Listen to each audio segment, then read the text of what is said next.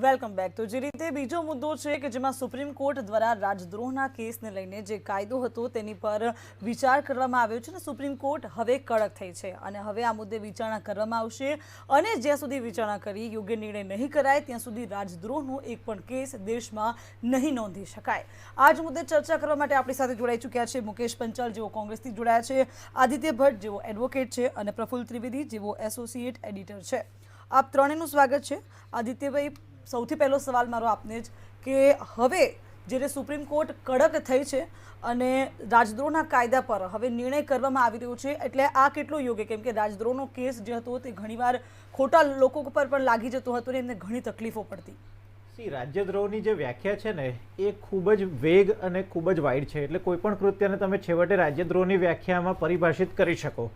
તો આનું historical background જોવા જઈએ તો જે તે સમયે જ્યારે બ્રિટિશ રાજ વહાબી મુવમેન્ટ અને 1857નો બળવો જ્યારે દબાઈ દેવામાં આવ્યો ત્યારે બ્રિટિશ રાજને ડર લાગ્યો કે હવે બ્રિટિશ રાજના મૂળિયા ઉખાડીને ભારતની પ્રજા આને ફેંકી દેશે. જેથી કરીને 1892ની અંદર એક સ્પેશિયલ કાયદો લાવીને 124A એટલે કે 124Aની આ વ્યાખ્યા, આ સેક્શન નાખવામાં આવેલી હતી. આ સેક્શન દ્વારા આપણે જોવા જઈએ તો મહાત્મા ગાંધી, બાળ ગંગાધર તિલક, એની બેસન્ટ, મૌલાના અબ્દુલ કલામ આઝાદ, આ બધા જે રાષ્ટ્રીય સ્તરના આઝાદીના નેતાઓ હતા એ બધાને આ રાજ્યદ્રોહના કાયદા હેઠળ ક્યાંક ને ક્યાંક દોષિત ઠેરવવામાં આવેલા છે. એટલે જો જોવા જઈએ તો જે તે સમયે આ કાયદાનો ઉપયોગ કંઈક અલગ જ હતો. બ્રિટિશ રાજ જ્યારે પણ અવાજ દબાઈ દેવાની કોશિશ કરવા માંગતી હોય ત્યારે કોઈ પણ વ્યક્તિને, કોઈ પણ રાષ્ટ્રીય કદના નેતાને સેડિશનના, રાજ્યદ્રોહના આરોપ હેઠળ એને જેલમાં નાખી દેવામાં આવતી હતી. તમને જો ખ્યાલ હોય તો જે તે સમયે બાળ ગંગાધર ટિળકને સૌથી પહેલી વખત 1898ની સાલમાં આની સજા કરવામાં આવેલી, સેડિશનની સજા કરવામાં આવેલી. આપણે જો લાલ, બાલ અને પાલની ત્રિપુટીને જોવા જઈએ, ત્રણેયને આ સેડિશનના કાયદા હેઠળ સજા ફરમાવવામાં આવેલી અને એમને કાળા પાણીની સજા આપીને બિયોન્ડ સીઝ એટલે કે આંદામાનના ટાપુઓ ઉપર મોકલી દેવામાં આવેલા. 1924માં જ્યારે મહાત્મા ગાંધીને પૂછવામાં આવ્યું કે ડુ યુ પ્લીડ ગિલ્ટી, અત્યાર સુધી બધા જ રાષ્ટ્રીય કદના નેતાઓ એવું કહેતા કે નો, આઈ ડોન્ટ પ્લીડ ગિલ્ટી, પણ ગાંધીએ એવું કીધું કે જો બ્રિટિશ રાજના મૂળિયા જો ઉખાડી ફેંકવાની વાત હોય તો આઈ ડેફિનેટલી પ્લીડ ગિલ્ટી, મેં રાજ્યદ્રોહ કરેલો છે. તો આ હિસ્ટોરિકલ કન્ટેક્સ્ટ મારે કહેવી એટલા માટે જરૂરી હતી કે રાજ્યદ્રોહની વ્યાખ્યા એટલી વાઇડ છે કે જો કોઈ પણ રીતે તમે આ એક શબ્દ પણ બોલી દો કે ના આ સરકાર ખોટી છે, આ સરકારના અમુક કામ છે તે ખોટા છે, તો એ પણ રાજ્યદ્રોહની વ્યાખ્યામાં પરિભાષિત કરી શકાય અને કોઈ પણ વ્યક્તિને જેલમાં નાખી શકાય એમ છે. એટલે જે તે સમયે જ્યારે ભારતનું બંધારણ ઘડવામાં આવી રહ્યું હતું ત્યારે જે ફ્રીડમ ઓફ સ્પીચ આર્ટિકલ 19ની હેઠળ આપણે એક ક્લોઝ નાખતા હતા તો એવું રાખવામાં આવેલું કે sedition is an exception to freedom of speech. પરંતુ બીજા બહુ બધા મેમ્બર્સના સામૂહિક વિરોધના કારણે sedition being an exception to freedom of સ્પીચને પડતું મૂકવામાં આવેલું હતું. એટલે કોન્સ્ટિટ્યુશનની રીતે જોવા જઈએ તો પહેલેથી સેડિશનને ક્યારેય પણ એક બંધારણીય માન્યતા નથી મળેલી. પરંતુ વાત એમ છે કે આજે 124A જે વર્ષો થઈ ભારતના ઇન્ડિયન પિનલ કોડમાં એટલે કે ભારતીય દંડ સંહિતાની અંદર એનું સ્થાન ઓલરેડી છે, એ ઓલવેઝ સુપ્રીમ કોર્ટે અલગ અલગ જજમેન્ટ આપીને કાયમ રાખેલું. 1962માં 5 જજની બેન્ચે કેદારનાથ વર્સિસ સ્ટેટ ઓફ બિહારના જજમેન્ટમાં એવું કીધું કે આ જે કાયદો છે, સેડિશનનો કાયદો છે, રાજ્યદ્રોહનો કાયદો છે, કાયદાકીય રીતે, બંધારણીય રીતે સાચો છે, પરંતુ એની વ્યાખ્યા જે છે થોડી નેરો કરી નાખી. અત્યાર સુધી એવું હતું કે ઇન્સાઇટફુલ વર્ડ, હેટ્રેડ, કન્ટેમ્પ્ટ, કંઈ પણ જે આ બધા વેગ શબ્દો છે એના આધારે કોઈ પણ વ્યક્તિને સેડિશનના લો હેઠળ તમે ગુનેગાર સાબિત કરી શકતા હતા. સુપ્રીમ કોર્ટે એવું કીધું કે ના, એવું નહીં, જો કોઈ લોફુલી ઇલેક્ટેડ ડેમોક્રેટિક ગવર્મેન્ટ છે એને ઓવરથ્રો કરવાની વાત આવે છે તો તેવા સંજોગોમાં સેડિશનનો કાયદો લાગુ પાડવામાં આવશે. પરંતુ આજે 2020 છે, 2022માં આપણે પહોંચી ચૂક્યા છે અને રિન્યુડ ડિબેટ છે જ્યાં સુપ્રીમ કોર્ટે એવું કીધું કે ના, આ કાયદા હેઠળ ફ્રીડમ ઓફ સ્પીચને સ્ટીફલ કરવામાં આવી રહી છે. જી, એટલે સુપ્રીમ કોર્ટે એ પણ કહ્યું છે કે આ કાયદાનો દુરુપયોગ થઈ રહ્યો છે ને એટલા માટે ફરી વિચાર કરવો જરૂરી છે. આપને પૂછીશ મુકેશભાઈ, શું કહેશો આપ કે આ જે કાયદો છે તેનો દુરુપયોગ ભારતમાં થઈ રહ્યો છે ખરા? તમારું પેલું જે અત્યારે આવે છે ને કે રાજદ્રોહના કાયદા પર સુપ્રીમ કોર્ટ કડક, ખરેખર મને વાંચવું એટલું વહાલું લાગે છે ને કે આ નામદાર સુપ્રીમ કોર્ટ જ્યારે આ વસ્તુનું આજે કહ્યું છે કે આનો અમલ હવે આવી રીતે નહીં થઈ શકે, ખરેખર એનો ભોગ અમારા હાલના ગુજરાત કોંગ્રેસના કાર્યકારી પ્રમુખ હાર્દિકભાઈ પટેલ બની ચૂક્યા છે. હવે મને એમ થાય કે જે વકીલ સાહેબે વાત કરી કે આ રાજદ્રોહનો કાયદાનો ઉપયોગ ગમે ત્યારે ગમે તે રીતે થઈ શકતો હતો, તો મને એવું લાગે છે કે આઝાદી અને બ્રિટિશરો અને જે નેતાઓ હતા એના ઉપર થયો એ તો બે દેશોની વાત હતી અને એ લોકોને તો એવું હતું કે આ લોકોને પાડી દેવા, કે આ લોકો પાસેથી છીનવી લેવું એટલે કરે. પણ એક દેશની અંદર દેશના જ નાગરિક પર દેશના જ નેતાઓ જ્યારે આવી વાત કરે ને આવી રીતે જો કોઈ એક ઉભરતો આગેવાન છોકરો કે દીકરો કોઈ સમાજનો એને જો રાજદ્રોહનો કાયદો લગાડે અને એને ફસાવાની જો કોઈ કામ થઈ રહ્યું હોય તો મને લાગે છે બહુ નિંદનીય બાબત છે કોઈ પણ પાર્ટીએ કર્યું હોય. કારણ કે આજે આ યુવાધન છે, દેશની પેઢી છે એ કાલનો સુરત છે, એને તમે જો દબાવી દેવાનો પ્રયત્ન કરતા હોય તો એ કેટલા અંશે વ્યાજબી કહેવાય. આ સુપ્રીમ કોર્ટ, નામદાર સુપ્રીમ કોર્ટની નજરમાં આવ્યું હશે ત્યારે જ આટલા સમયે પણ ભલે વાર ગમે તેટલી થઈ પણ છતાંય હું એવું માનું છું કે આજે જે કંઈ નિર્ણય લેવાયો હું કહું છું ખૂબ હું ખુશ છું. ગુજરાતની જનતા ખુશ હશે, અમારા હાર્દિકભાઈના ઘરના લોકો ખુશ હશે કે અમારા દીકરા ઉપર જે થયું હવેના કોઈના દીકરા ઉપર નહીં થાય. આવી વાતથી જે ખુશ થશે મને લાગે છે દેશની જનતા પણ આજે ખુશ હશે કે હવે આવા કોઈ પક્ષના આગેવાનો જે સત્તાધારી એમની સરકાર હોય એના નેજા હેઠળ આવો કંઈક ઉપયોગ કરી અને કોઈ ઉભરતા છોકરાઓને દબાવી દેવાનો પ્રયત્ન નહીં કરી શકે. એ માટે હું નામદાર સુપ્રીમ કોર્ટનો આભાર માનું છું. જી પ્રફુલભાઈ, જે રીતે કહી શકાય કે મુકેશભાઈએ તો કીધું કે દુરુપયોગ થાય છે અને ઘણી જગ્યાએ દુરુપયોગ થતો પણ હોય છે, એનું એવા ઘણા કિસ્સા આપણી સામે પણ આવ્યા છે. સુપ્રીમ કોર્ટ હવે આને લઈને કડક થઈ છે, એટલે શું લાગી રહ્યું છે કે હવે આ કાયદાની અંદર થોડો ફેરફાર આવશે કે કાયદો રદ થશે? આદિત્યભાઈએ ઘણું એમની ભૂમિકામાં ઘણું બધું કહી દીધું કે આ કાયદો ક્યારે આવ્યો, કઈ રીતે આવ્યો અને એનો કઈ રીતે ઉપયોગ થઈ રહ્યો છે. અને મુકેશભાઈએ તો એમના હાર્દિક પટેલ ઉપરનું વજન હળવું થયું એની ખુશાલી વ્યક્ત કરી.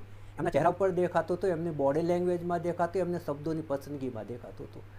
હવે આ કાયદો છે એ અંગ્રેજોના વખતનો કાયદો છે અને આદિત્યભાઈએ કહ્યું એમ કલમ 124A અને આમાં 3 વર્ષની કેદની સજાની જોગવાઈ છે.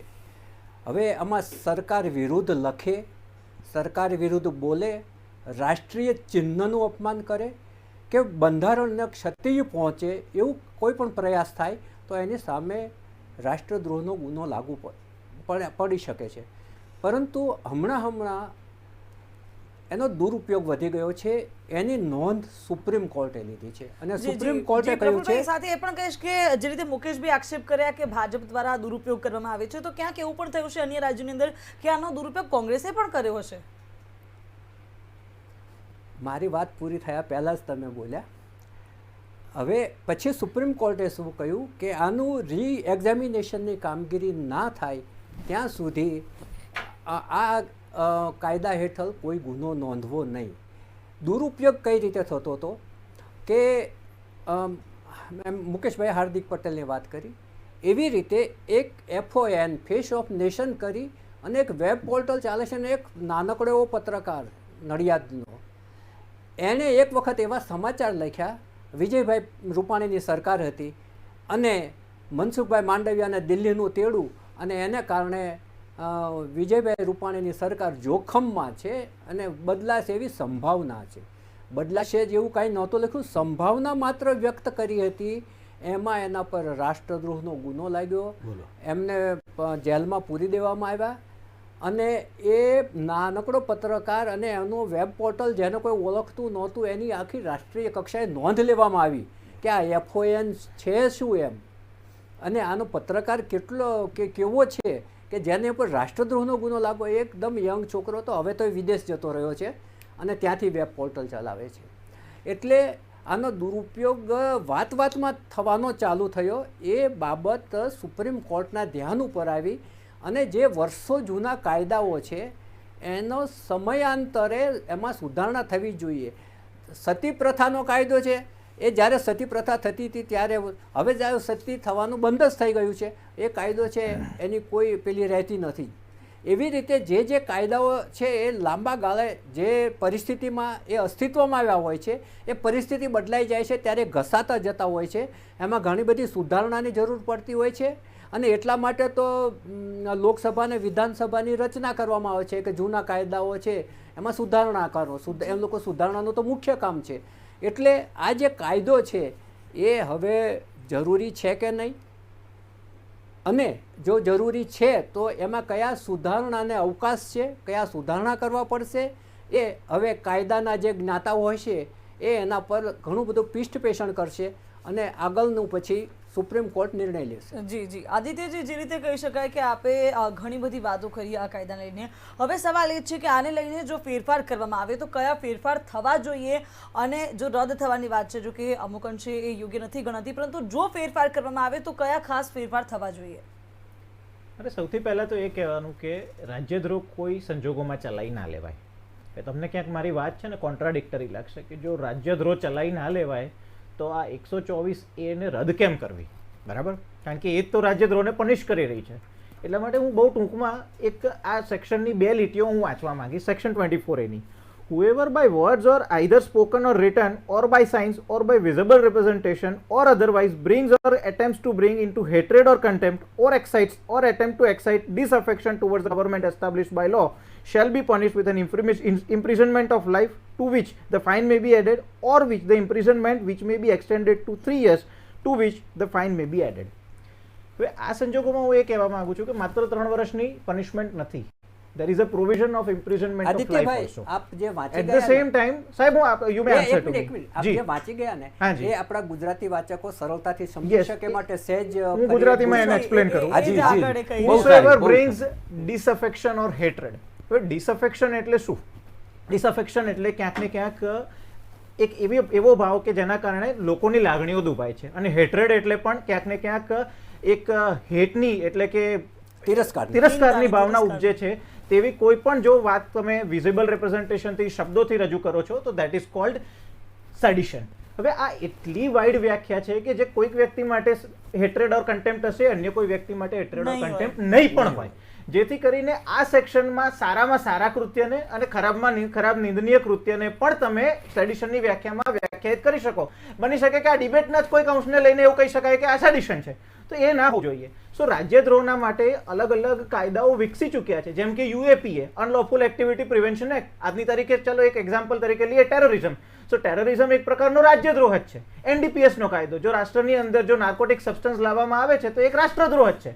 તો વાત એ નથી કે રાષ્ટ્રદ્રોહની વ્યાખ્યા જે છે તમે રાષ્ટ્રદ્રોહ પ્રનિષ્ઠ થવો જોઈએ, પરંતુ તેની વ્યાખ્યા જે છે આટલી વાઇડ ના હોવી જોઈએ. યુ ડિફાઇન વોટ ઇઝ રાષ્ટ્રદ્રોહ. જ્યારે ટેરરિઝમને વાત કરવામાં આવે છે there is a uniformal consensus કે યસ, ટેરરિઝમનું કોઈ પણ કૃત્ય છે એને પનિશમેન્ટ હોવી જોઈએ. Not only punishment for life, there may be a punishment for death. પરંતુ જો વાત આટલી જ વેગ વ્યાખ્યાની આવે છે તો વ્યાખ્યાને પુનઃ વ્યાખ્યાયિત કરવી જરૂરી છે, અથવા તો એને સ્પેસિફિક કોઈ ડિટેલમાં જઈને એને કોઈક માળખાબદ્ધ રીતે રજૂ કરવાની ખૂબ જ જરૂરિયાત છે, જેથી કરીને હું માનું છું કે સુપ્રીમ કોર્ટનું આ પગલું ખૂબ જ યોગ્ય દિશામાં છે. આના કારણે શું થતું હતું કે કોઈક એક બંધારણીય દ્રષ્ટિ જે ફ્રીડમ ઓફ સ્પીચ છે એને પણ ક્યાંક ને ક્યાંક દબાઈ દેવામાં આવતી હતી. તો એક દુરુપયોગ ના થાય એના માટે આ સાચું પગલું છે, હું જરૂરથી માનું છું. જી, એટલે મારો પણ એ સવાલ હતો કે હવે ફેરબદલમાં ફેરફાર શું કરવું જોઈએ, કે આ મુદ્દે વિચાર કરવો જોઈએ ને જે બધી ગમે તે ગુનાની અંદર રાજદ્રોહ કરી દેતા હતા એ ન થવું જોઈએ ને એ માટે ખાસ નિર્ણય અને નિયમ લાવવો જોઈએ કે ભાઈ આ જ રાજદ્રોહની અંદર આવે, આ ન આવે. તે માટેની કામગીરી માટે પણ સરકાર વિચારણા કરી રહી છે. મુકેશભાઈ, આપ શું કહેશો? આપે અગાઉ તો કીધું કે હાર્દિકભાઈ પર લાગ્યો હતો, પરંતુ એવું પણ હશે કે ક્યાંક કોંગ્રેસની સરકારમાં પણ આ પ્રકારના કૃત્ય થયા હશે. બધી સરકારોએ કર્યા. જી, મારી વાત સાંભળો. હું એ જ કહેવા માંગતો હતો, તમે કોંગ્રેસની વાત કરીને સૌથી પહેલાં તો વાત કહું કે મારી પાસે જે દાખલો છે ને એવો દાખલો હોવો જોઈએ કે કોંગ્રેસની કોઈ સરકારે આવું કોઈ દીકરા માટે કર્યું હોય. બીજી વાત, ઇન્દિરા ગાંધીની સરકારે આ કાયદાને કોગ્નાઇઝેબલ બનાવ્યો. ઇન્દિરા ગાંધી. ઓકે, તો એ તમારી વાત વિધાઉટ વોરંટ. ઓકે, તો તમારી વાત સાચી હશે, હું કબૂલ કરું છું. પરંતુ અત્યારે હાલની હું વાત કરું તો કોંગ્રેસ પક્ષમાં એવી કોઈ બદલાની ભાવનાથી રાજનીતિ કરતા જ નથી અમે કે કોઈ માણસે આમ કર્યું તો એને આ રીતે સજા આપવી, એક ઉભરતા છોકરાને આ રીતે સજા આપવી, એવું કદી હોઈ ન શકે. આવી બદલાની ભાવનાથી ચાલતો અમારો પક્ષ નથી. એક બીજી વાત કરું, હવે સાહેબ બેઠા છે, તમે પણ છો, પ્રફુલભાઈ પણ છે, મને એક વાતનો જવાબ આપજો કે એવું કેમ ન હોઈ શકે કે એક લોકલાડીલા પ્રધાનમંત્રી બીજા દેશમાં જાય અને એ આપણા સ્વર્ગીય પ્રધાનમંત્રી હોય જેણે પોતાની કોઈ સરકારની ત્રુટિ જાહેરમાં કબૂલ કરી હોય અને બ્રિટનમાં જઈ એ સ્વર્ગીય પ્રધાનમંત્રીને લાંછન લાગે એવી વાત કરતા હોય, તો શું એના માટે કોઈ કાયદો ન લાગે? આટલા મોટા લોકલાડીલા પ્રધાનમંત્રી, દેશના આવડા મોટા વ્યક્તિ, એ બીજા દેશમાં જઈ પણ સાહેબ, એ વિષયાંતર નથી થઈ રહ્યું. મારી વાત હું તમને રેકોર્ડેડ સ્ટેટમેન્ટ છે હા. કે આપણા લોકલાડીલા પ્રધાનમંત્રી ત્યાં જઈ અને ત્યાં ગુજરાતીઓની સભા હતી, ત્યાં કોઈ ઇન્ડિયાના કોઈ મતદારો નહોતા, ત્યાંથી એમને મત નહોતા લેવાના, પણ એમણે એવું કહ્યું કે સ્વર્ગસ્થ રાજીવ ગાંધીજી વડાપ્રધાન હતા, એમણે એવું કહેલું કે હું 1 રૂપિયો મોકલું છું ને 15 પૈસા પહોંચે છે. તો એમણે સ્વર્ગીય રાજીવ ગાંધીએ પોતાની સરકારની ક્યાંક ત્રુટિ જાહેરમાં કબૂલી તો એમને બિરદાવવા જોઈએ ને. એના બદલે બીજા દેશમાં જઈ અને તમે એમની વાત કરો કે જે માણસે આપણને મોબાઈલથી વાત કરતા કર્યા, આજે જે યુગ આપણો હતો એને આગળ વધારવામાં રાજીવજીનો કેટલો મોટો ફાળો છે, બલિદાન આપી દીધું. તમે એમાં કોઈ કાયદો ના લાગે? મુકેશભાઈ, સાહેબ, વિષયાંતર થઈ જાય છે. થોડું વિષયાંતર થાય છે. એ એવું હતું કે સરકારની પ્રશંસા હતી કે હવે ડાયરેક્ટ બેનિફિટ ટ્રાન્સફરના કારણે 1 રૂપિયો આખો વ્યક્તિના ખાતામાં જાય છે. એને સેડિશન સાથે કોઈ સાહેબ, મારી વાત સાંભળો, હું એમ કહું છું, એમણે એમની પ્રશંસા કરવી હોય તો એની સાથે કઈ આના માટે અલગ ડિબેટ તો ગોઠવી એ વાંધો કોંગ્રેસે ઉઠાવવો જોઈતો હતો. કોંગ્રેસે આ મુદ્દો એ જ સમયે ઉઠાવીને વિરોધ કરવો જોઈતો હતો, જે કોંગ્રેસે પણ નથી કર્યો. એટલે જ સવાલ એ છે કે આ રીતેના રાજદ્રોહના કેસ જે રીતે ગમે તે યુવાનો ઉપર કે કોઈની પર લગાવી દેવામાં આવતા હતા, તેને લઈને જ સુપ્રીમ કોર્ટે આ તરફ ધ્યાન દોર્યું છે અને નિર્ણય લઈ રહી છે. પ્રફુલભાઈ, જે રીતે અગાઉ પણ મેં આપને પૂછ્યું કે આવું ઘણીવાર કોંગ્રેસના રાજવા પર થયું છે, જો કે આપ અન્ય વાત કરી રહ્યા હતા એટલે આપણે એને પૂર્ણ કરી. હવે સવાલ એ છે કે રાજદ્રોહના કેસની અંદર આટલા વર્ષનો આપનો અનુભવ છે, આપે જે રીતે એ પત્રકારની પણ વાત કરી કે એની વિરુદ્ધ પણ રાજદ્રોહનો કેસ લગાવી દેવામાં આવ્યો. હવે એ સવાલ છે કે આનો દુરુપયોગ થતો અટકાવવો જોઈએ, એ માટે કયા સુધારા આની અંદર કરવા જોઈએ? આદિત્યભાઈ દાખલો આપીને કહ્યું કે ભાઈ ઇન્દિરાજીના વખતમાં આનો દુરુપયોગ થયેલો જ છે. દરેક સરકારો છે ને, એ સરકારો પોતે અસહિષ્ણુ હોય છે, એની વિરુદ્ધ તમે બોલો ને સહન નથી કરી શકતા. અને એ અસહિષ્ણુતા હમણાં થોડી પ્રમાણ વધ્યું છે, કોઈનામાં ઓછું વધતું હોય છે, પણ એ પ્રમાણ બધામાં હોય છે તો ખરું જ કે તમે કોઈ પણ સરકારની વિરુદ્ધ બોલો એ લોકોને ગમતું હોતું નથી. બીજી એક સારી વાત આદિત્યભાઈએ કહી કે જે સ્પીચ ઓફ ફ્રીડમની જે આપણને બંધારણે હક આપેલો છે અને આ જે રાષ્ટ્રદ્રોહ, એ બેને તાલમેલ નથી મળતો. એટલે પહેલાં તો એ સુધારણા કરવી જોઈએ કે ભાઈ તમે કોને રાષ્ટ્રદ્રોહ ગણશો અને કોને નહીં ગણો, એની આખી સ્પષ્ટ એની અંદર સુધારણા થવી જોઈએ કાયદાની અંદર કે ભાઈ કોઈ દા બોલવાથી કોને નુકસાન થાય છે, કેટલું નુકસાન થાય છે, એ બોલવાથી કોઈ કોમ્યુનલ રાયોટિંગ થાય છે, ઉશ્કેરણીજનક છે કે ઉશ્કેરણીજનક નથી, એ આખું એનું એનાલિસિસ થઈ અને એને રાષ્ટ્રદ્રોહના ગુનામાં કેટલી વસ્તુ લેવી, કેટલી વસ્તુ નહીં લેવી, એનું હવે સુપ્રીમ કોર્ટના મોનિટરિંગમાં જ હું માનું છું ત્યાં સુધી સુધારણા થશે. કદાચ એમાં આદિત્યભાઈ વધારે કહી શકશે, પરંતુ જે બંધારણે આપેલા હક છે અને જે આપણા ઉદાત્ત ખ્યાલો છે કે મારી વિરુદ્ધની વાત જો મુકેશભાઈ કરે તદ્દન વિરુદ્ધ જઈને, તો પણ એ શાંતિથી મારે સાંભળી અને મારે એમને શાંતિથી જવાબ આપવો જોઈએ. એ જ લોકશાહીની પાયાની જરૂરિયાત છે. જી, એટલે શું પુનઃવિચાર નહીં થાય, આ પ્રક્રિયા પૂર્ણ નહીં થાય ત્યાં સુધી આને લઈને દેશમાં કોઈ પણ કેસ ન થવું જોઈએ રાજદ્રોહનો, તેવું પણ સ્પષ્ટ સુપ્રીમ કોર્ટે કહી દીધું છે. આદિત્યભાઈ, જે રીતે આપણે અગાઉ ઘણી બધી વાતચીત કરી કે આ બધું હોવું જોઈએ, હવે મારો અહીંયા એ પણ સવાલ છે કે ક્યાંક જો બદલાવ કરવામાં આવે તો આમાં પણ ક્યાંક લોકો છટકબારી શોધી શકે એમ છે કે ભાઈ એને કંઈક પણ ઊંધું સીધું બોલી દીધું. જો કે આપણા દેશનું વિરુદ્ધમાં બોલવું એ યોગ્ય ન જ કહી શકાય, એટલે રાજદ્રોહ આપણે લગાવી શકીએ છીએ, જો કે ક્યાંક એનો દુરુપયોગ થતો હોય છે. પરંતુ જો ફેરવિચાર કરીને કોઈ બદલાવ કરવામાં આવ્યો તો આપણા દેશમાં એવા ઘણા લુખા તત્વો ને એવા ઘણા બધા લોકો છે કે જે એનો પણ દુરુપયોગ કરી શકે એમ છે. મહાન એક ફિલોસોફર હતા વોલ્ટેર, એણે એવું કીધેલું, although I disagree with you but I will defend to the death your right to say it. એટલે કે હું તમારી વાત સાથે અસહમત છું, પરંતુ મરવા સુધી તમારી વાતને રજૂ કરવાના અધિકારને હું ડિફેન્ડ કરીશ. એટલે મારું કહેવાનું એવું છે કે સત્યની કોઈ એક યુનિવર્સલ વ્યાખ્યા નથી. આજે જે સત્ય છે એ આવતીકાલનું એક અસત્ય હોઈ શકે છે, કારણ કે ટ્રુથ ઇઝ નોટ યુનિવર્સલ. અને એ સત્યની ખોજમાં જ આજે મહાન આપણે ફિલોસોફર્સ, ચિંતકો થઈ ગયા છે અને ક્યાંક ને ક્યાંક વર્ષો થયે સત્યની વ્યાખ્યા જે છે ઓવર ધી ટાઈમ બદલાતી રહી છે. એટલે જો આપણે સત્યને કોઈ કાટલામાં મૂકીને વાત કરવા જઈશું તો એવું થશે કે નવા નવા અવાજોને દબાઈ દઈશું. ગેલેલિયોએ જ્યારે એવું કીધું ને કે પૃથ્વી ગોળ છે અને સૂર્યની આજુબાજુ ફરી રહી છે, તો એવું હતું કે એને ફાંસીના માથે ચડાવી દેવાની વાત આવી ગયેલી, પરંતુ એ સત્ય નીકળ્યું. જે તે સમયે ક્રિશ્ચિયન મિશનરીઝને એવું હતું કે આ તો વાત જ ખોટી કરે છે. ટોલેમીની માન્યતા હતી કે વિશ્વનું કેન્દ્ર જ પૃથ્વી છે. તો હું એવું કહેવા માંગુ છું કે આપણી જે માન્યતાઓ છે એ ક્યાંક ને ક્યાંક ચેલેન્જ કરવી પણ જરૂરી છે, તો ક્યાંક નવા સત્યની શોધમાં આપણે આગળ વધી શકીશું. એટલે હું પહેલા તો સ્પષ્ટપણે એવું માનું છું કે નોટ ઓનલી લો ઓફ સેડિશન, જ્યાં જ્યાં પણ ફ્રીડમ ઓફ સ્પીચને સ્ટીફલ કરવાની વાત આવે છે તો એ બંધ કરવું જોઈએ. એટલે આ સેડિશનનો એક માત્ર કાયદો નથી. સેડિશનની સાથે તમે જોવા જાઓ ને તો આજે સોશિયલ મીડિયા પ્લેટફોર્મ ઉપર બહુ બધા રેગ્યુલેશન મૂકવામાં આવ્યા છે. ટ્વિટર, ફેસબુક, બધાને એવું કીધું કે તમારે એક અધિકારી નિમવાનો અને અમે કહીએ કન્ટેન્ટ તમારે રિમૂવ કરી દેવાની. તમને આજના જ ન્યૂઝપેપરની અંદર ટાઈમ્સ ઓફ ઇન્ડિયાની અંદર આજે વાત આવી છે કે આના કરતાં મોટો ઇસ્યુ છે ડેટા લોકલાઇઝેશનનો. જો આ બધા જે સર્વર્સ છે જો ડેટા લોકલાઇઝ થશે તો ફ્રીડમ ઓફ સ્પીચ તો હશે, but you would be able to identify કે કોણ આ હેટ્રેડ્સ ફેલાવે છે. કારણ કે હેટ્રેડની સાથે એટલી બધી બીજી સેક્શનો સંકળાયેલી છે કે is it not rioting? Rioting હેઠળ તમે ઓલવેઝ એ વ્યક્તિને પનિશ કરી શકશો. ઇટ ઇઝ નોટ સમથિંગ કે જો 124 એનો કાયદો કાઢી નાખવામાં આવશે તો જો કોઈ દેશદ્રોહી કૃત્યો કરતું હશે તો એ વ્યક્તિ નિર્દોષ છૂટી જશે. હું તો ખાલી એ જ કહું છું કે ચલો ડિફાઇન ઇટ કે આ ટેરરિઝમ છે, આ રાયોટિંગ છે, આ રાષ્ટ્રની અંદર આના થકી ડ્રગ્સ લાવવામાં આવે છે, આના કારણે એવું છે કે વેજ ઓફ વોર કર્યું, waging war against India, that is also a separate offence. એટલે એવું નથી એસ્પિયોનેજ જેમ કે જાસૂસી કરવી, તો that is also one of the offences.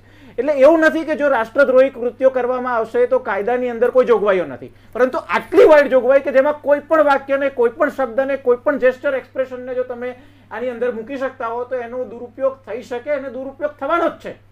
કારણ કે એવું કહે છે કે એબ્સોલ્યુટ પાવર કરપ્ટ એબ્સોલ્યુટલી. જેથી કરીને જે પણ વ્યક્તિ પાવરમાં આવશે, ઇટ્સ નોટ અબાઉટ બીજેપી ઓર કોંગ્રેસ, જે પણ પાવરમાં આવશે એનો દુરુપયોગ કરી શકશે. આઈ એમ નોટ સેઇંગ કે કોઈ કરે છે, કરી શકે. એટલા માટે આ પ્રોવિઝનને તમારે રેગ્યુલેટ કરવી, સેફગાર્ડ કરવી. પણ અહીંયા ક્યાંક ડર એ પણ છે કે આમાં થોડી છૂટછાટ આપે તો જે અન્ય તત્વો છે કે જે દેશની અંદર આતંક ફેલાવવાનો કે સરકાર વિરોધી બોલવાનો કે પછી જોગવાઈઓ છે જી, એટલે એ બધું બોલવા માટેના પ્રયત્નો જે છે એટલે એને રોકવા માટે પણ ક્યાંક વિચારણા તો કરવી જ પડશે ને. એબ્સોલ્યુટલી કરવી પડશે, પણ એના માટે મેં કીધું એ પ્રમાણે વેજિંગ વોરની વ્યાખ્યા છે, એના માટે રાયોટિંગના વ્યાખ્યાઓ આપણે આઈપીસી ની અંદર જ વ્યાખ્યાયિત કરેલા છે, યુએપીએ ની અંદર આપણે ટેરરિઝમને વ્યાખ્યાયિત કરેલું છે. એટલે એવું તો નહીં જ થાય કે કોઈ ગુંડા તત્વ હશે એ ગમે તેવા કૃત્યો કરશે અને એ છૂટી જશે. જી, એટલે વાણી સ્વતંત્રતા જે છે અને આ કાયદો છે બે ક્યાંક મેચ નથી થઈ રહ્યા, એટલા માટે ચોક્કસ વિચારણા તો કરવી જોઈએ. મુકેશભાઈ, મારો સવાલ આપને કે મુકેશભાઈને આપ સવાલ પૂછો એ પહેલાં હું એક અપીલ કરી લઉં.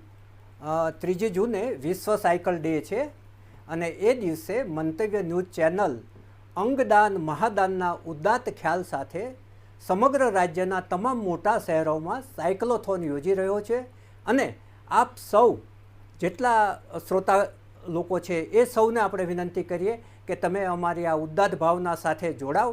અને હું માનું છું ત્યાં સુધી પેનલના લોકો પણ આપણી સાથે સહમત થશે કે અંગદાન મહાદાનની કેટલી જે મોટી જરૂરિયાત છે એના માટે આપણે આ ઇવેન્ટ યોજી રહ્યા છીએ. હવે આપ પૂછી શકો છો. જી, એ જ. અને દર્શકોનો એક ખાસ અપીલ કે આપ પણ જોડાવો, જેથી કરીને આપણું જે અંગદાનનો જે નિર્ણય છે એ કોઈકનું જીવન બદલી શકે છે, એક પરિવારનું આખું જીવન બદલી શકે એમ છે. મુકેશભાઈ, જો મુદ્દા પર આવીએ આપણે, મારો જે સવાલ હતો, આપે કહ્યું કે આ રીતે દુરુપયોગ થાય છે. હાર્દિક પટેલ સિવાય અન્ય લોકો પર પણ જે રીતે કેસ કરવામાં આવ્યા હતા અને તેને લઈને પણ તકલીફો છે. અન્ય રાજ્યોમાં પણ આ કેસો થાય છે. એટલે આપ સુપ્રીમ કોર્ટના વખાણ કર્યા કે સુપ્રીમ કોર્ટે આ તરફ ધ્યાન દોર્યું, ખૂબ સારી વાત છે, પરંતુ આપની દ્રષ્ટિએ આમાં શું ફેરફાર હવે થવા જોઈએ? હું એવું કહું છું કે તમે એક વાત એવી પણ કરી કે રાજદ્રોહમાં જો ફેરફાર થાય તો અન્ય લોકો છૂટી જાય, એ જે વાત કરી ને એમાં સાહેબે કીધું એમ બીજા જે ટેરરિઝમ કે બીજા જે કોઈ બનતા હોય છે એની અંદર બીજી ઘણી બધી જોગવાઈઓ હોય છે.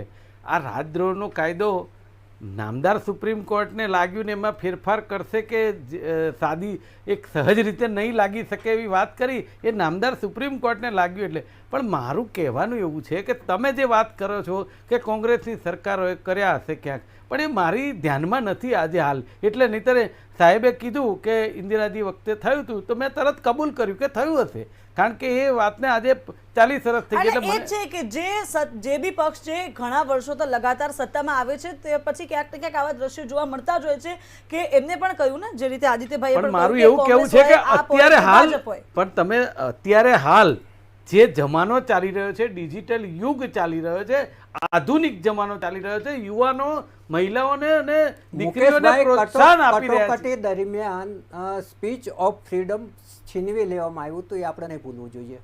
હવે એ વખતના સંજોગો શું હશે એ પણ આપણે વિચારવું જોઈએ. એટલે એ વખતના જે કોઈ આગેવાનો કે નેતાઓ હોય, દેશ ઉપર જે કંઈ થવાના એમને અણસારો હોય એના ઉપર એમણે જે કંઈ કરવું પડે કર્યું હોય. એટલે હું માનું છું કે આજે જે નામદાર કોર્ટે નિર્ણય લીધો છે એનાથી હું ખુશ છું, એનાથી વિશેષ મારે કંઈ કહેવું નથી. પણ આપણે જે પ્રફુલ્લભાઈએ વાત કરી અને બેન એન્કરે જે વાત કરી કે જે મંતવ્ય ન્યૂઝ ચલાવવાનું છે અભિયાન સાયક્લોથોન. અંગદાનનું, એમાં હું સંમત થઉં છું અને મારા મિત્ર સર્કલને પણ આ જાણ કરીશ અને એમાં શક્ય હશે તો અમે ભાગ પણ 100% લઈશ. આભાર. ખૂબ ખૂબ આભાર.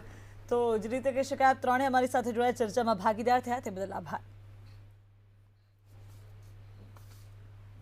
સીધો સંવાદની અંદર આજે બંને મુદ્દા પર ચર્ચા કરી અને જે રીતે સુપ્રીમ કોર્ટે નિર્ણય કર્યો છે અને તે યોગ્ય છે. હવે પૂર્ણ વિચારણા કર્યા બાદ આમાં શું નિરાકરણ આવે છે, શું નવો નિર્ણય કરવામાં આવે છે તે તો જોવાનું જ રહેશે. અત્યારે સીધો સંવાદમાં બસ આટલું જ. આપ જોતા રહો મંતવ્ય ન્યૂઝ. નમસ્કાર.